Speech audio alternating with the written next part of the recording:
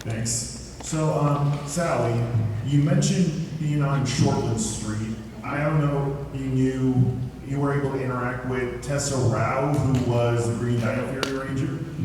So she started just after I left. But I met her. So there was a party thrown when I left. And she came running up and said, "Yeah, I'm also a ranger." Like, yay, you're part of a team when you meet anyone, just anywhere in the world. Amazing connection. She's such a sweet, sweet girl. Oh, look at this yellow ranger. I have a question for Paul. Yeah. Did it feel fun to be a kid and act and did you miss lots of school? That was the best part. I was my own teacher. Did you get hurt a lot? No, I didn't get hurt a lot. It was very fun being a Power Ranger at a young age, I will say. Did you actually drive a car or was it was it a fake car? They couldn't keep me off that car. It was pretty cool. So Mountain Blaster had extended pedals. So they actually, in the scene in Turbo, I actually did drive that car up. And then after that, it was on set. I'm like, I'm taking this to the bathroom break. Here I go. How old were you then? I was 12. So you learned how to drive at 12. I learned a lot at 12, but it all started from a martial arts background.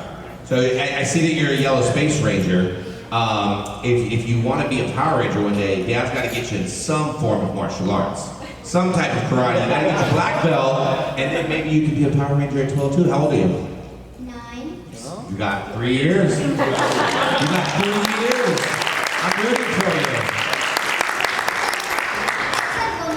Let's go, keep coming. Was it sad, some parts acting sad and You know, the saddest day for me was when they told me that my time was up on the show. That's so sad. But I worked on the show for 4 years. They told me my time was up, my contract had ended. I went home.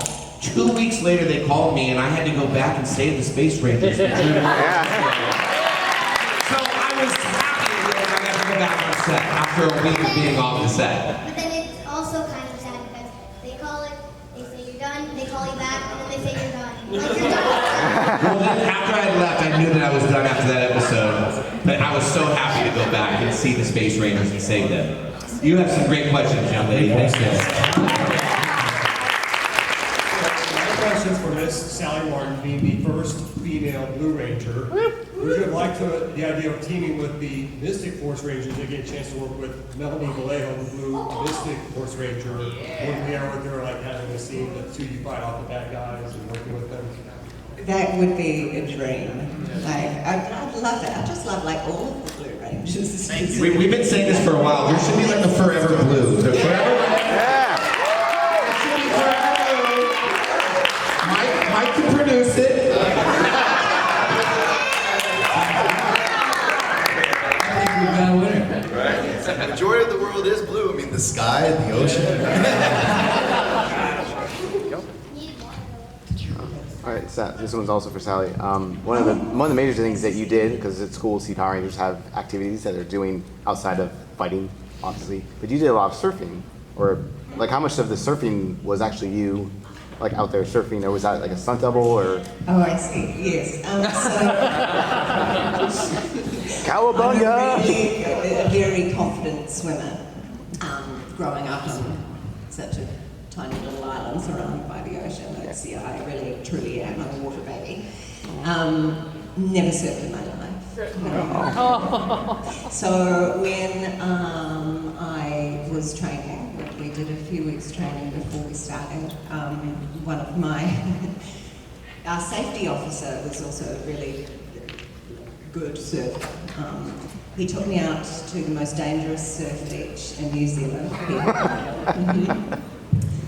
And said, so basically the first lesson was hold the board like you know what you're doing, kind of thing, not like this, you've got to, be cool about it. And then he said, because I did have a stunt double for all of this, but I did have to get in the water.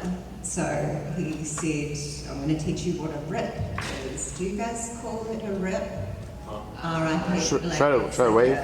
Yeah, so it's an area of water that basically sucks you out into the sea. A whirlpool? What do you think? Current. And he said, because they're prolific at this Piha beach, and he said, so just if you get in it, just hold on to your board and just let it take you out. And so, in the most dangerous city in New Zealand, I was chucked on a board and just, floated out into the ocean. But it was a really good lesson in that what to do when you are in that situation. But no, I can't surf to save my life. But she was amazing.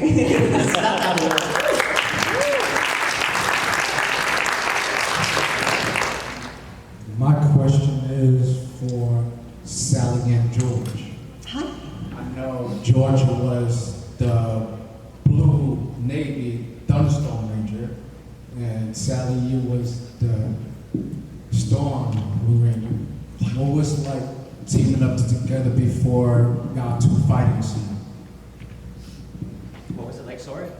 What was like teaming up together before the Thunder versus Ninja Storm fighting scene show? I think our colors always had chemistry. So I like to think that. So yeah, like there was always a little kind of like little something going on there, right? Like they would hint to it. Or maybe, Blake was just too scared.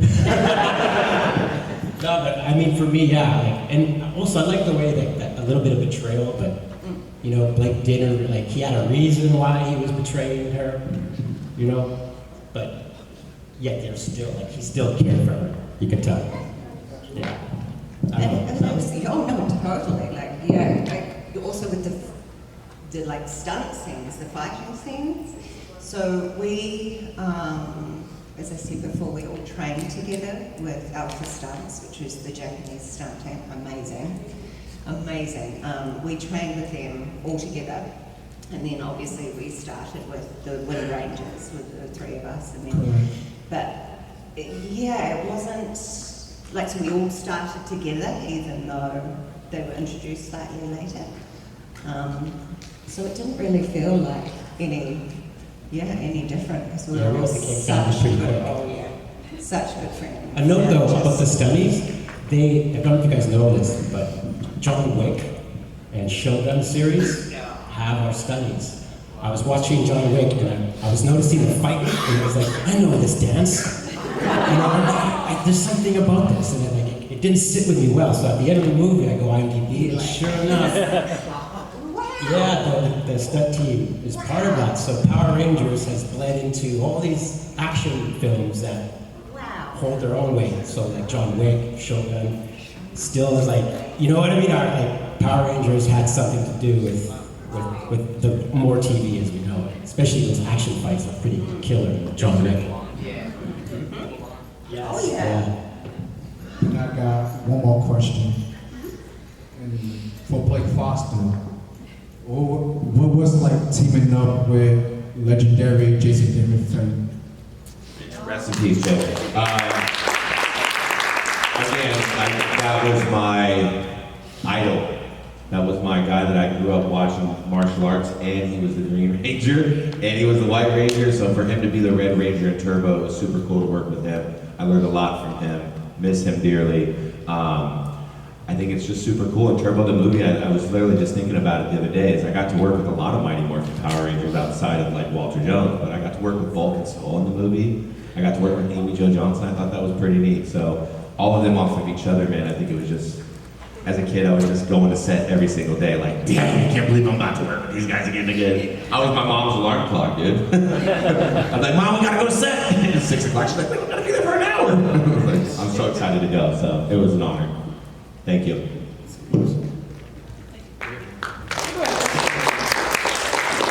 Earlier we had a panel, and one of the White Rangers from Wild Forest the end of the Power Rangers in America. You two had the first Power Rangers created in New Zealand. And I was curious, when you were on set, did any time feel like they were new and figuring it out? Or did they bring over a team that was enough, if you will? Well, I think Doug had hands-on prior, yeah. So he was very much like, he was very detail oriented, like down to even my motorcycle outfit was because he was into motocross, so he would match it up to the professional rider. You know, he was a Broncos fan, so they put me in a jersey, right? Tiny little. So there was always somebody there, and the studies they've been like filming second unit was the best because it's like Disney execs would be on the first unit. So if they were putting us in the sky, something dangerous, they would be like, no, don't get him down. The second unit, you could be with like, it didn't matter. They're like, can you repel? I'm like, yeah, okay. Get him up, put him up in the sky, and throw him against the wall, no problem. There would be guys with, it would be like 3 men on a rope, and they would pull the stunny. They would go flying, they'd miss the map. And they're like, okay, add one more person and move the map 4 feet. Okay, let's do it again. You know? After a fight sequence, we would do it, and afterwards I'd be like, oh, did I hit you? And it's like, yes. Sorry, it's okay. They're the best. That's awesome. Yeah, this is a little off the question, but my stunt double actually broke her leg in front of us. Do you remember that? And she jumped down, and she was obviously in my outfit, which had a bit of a heel on the shoe, and fell onto a stunt mat and just went boom. So they were just, I mean, she was up and running like 2 weeks later. You know, but just. For those 2 weeks, oh my gosh. One of the guys had to play. That's right, yeah, so I had 2 stunt doubles, one a man and one a woman. And both Japanese, you know, they were just incredible, yeah, just incredible. As I'm gonna go right here.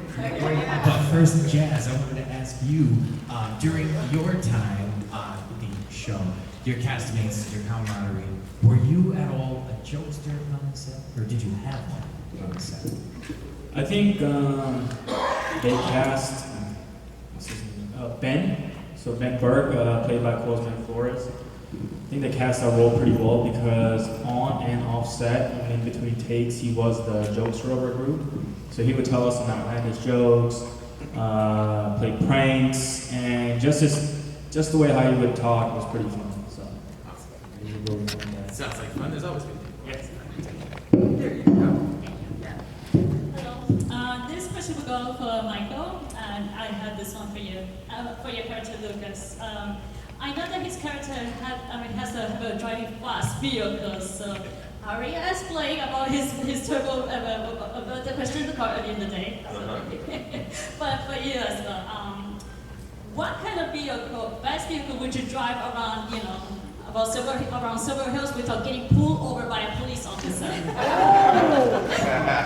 What car would I drive to not get pulled over? Yes, because you got pulled over, I mean, your character Lucas got pulled over once, but I mean, by a police officer for driving so fast, you know. Actually, twice. I mean, we just bought our Tesla. It's got dual motors. That thing smokes everything. I mean, I took a BMW off a Porsche the other day. I mean, there's nothing compares it to the Tesla now. I mean, no, we have the Y, the new Y. Yeah, it's got the RoboCop front. Yeah. Dual motor, tow hitch. It's fast. We were gonna get the S, but you know we needed something family and fast. So I drove it. My buddy's got the S too, and that thing's fast too. So I think any Tesla will smoke anyone. Vegas, if you go look up Vegas, they changed all their cop vehicles to Cybertrucks. Yeah. The beast ones. Those things smoke. I'm telling you, bro. But back when I was a kid, I had a souped up Honda, and I wanted a Supra really bad. I don't know if you know what a Supra is, but I really wanted a Supra souped up back then. That was like my dream race car. I actually used to race before we became a Power Ranger, and I was racing. Like where I'm from, Virginia, it was really big. Like street racing was a huge thing, like Florida. So back then, it was like everyone, aspire to have like that souped up Honda or Miatas are big in my area, Tone. Like it's the whole Miata crew. I'm not a big Miata fan, but definitely the Supra outside. If I were to go old school in terms of the like street race car, but today Tesla all day. And speaking of race, I have a bonus question for you. Now that you come up with the subject, I mean, if Lucas will be participating in a racing, competition, what would it be? NASCAR or at Formula One? Oh, F1, come on, Formula, come on. F1 all day, baby. F1 all day, yeah. No, I mean, if you guys seen the movie's incredible. It's a different style of Formula One. It's a different caliber, I would say. Nothing against NASCAR. I have a lot of friends who race NASCAR. Actually, where I'm from. There's a big racetrack in Richmond, Virginia. So like when I was younger, we'd go up and check out some races and stuff like that too. But yeah, F1's the thing for sure. Thank you so much. Awesome.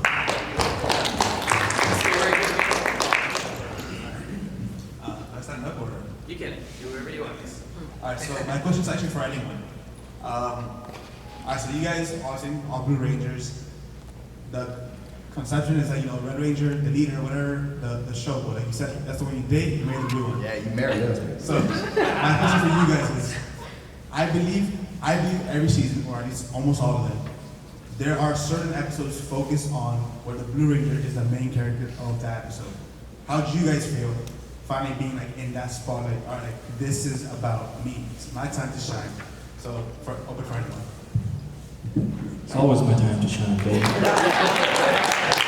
No, but those episodes were pretty cool. Like I had a Blue Ranger focus episode where my mom caught me painting the mural, and she thought it was a waste of time. But towards the end of the episode, we come to a resolution that she accepts me for who I am, and she loves me regardless of whether I like to paint or not. So episodes like that were my favorite episodes because it wasn't just about morphing and taking out the bad guys, but it was something real and something to connect to. So yeah, I love those episodes. Yeah, for me, like growing up in school, it was weird because I was always the line leader, always first to get picked on the football or any basketball pickup team. I was always first to get picked. Then I booked Power Rangers, they're like, oh no, stand behind Jason, Michael, you're behind Jason. So that was the first time where I was like, okay, all right, every picture I'm like, I'm second in command. This was different for me. But I think there's some beauty to it too. Like like you said, when you got an episode focused on you, you just soaked it up. You just knew what position you were in, and you just did the best you can. And those, even for me, as you guys know me, I'm a big jokester. I love to smile and laugh. But you guys watch Lucas, he never smiled, right? Like literally, they would be like, Mike, you smiled again in the tape. You don't talk and you don't smile. So that's right. Lucas was just. There's that one smile with the little girl episode, and at the very end I go. They're like, you can smile a little bit on this one. So I did like this weird like half smile.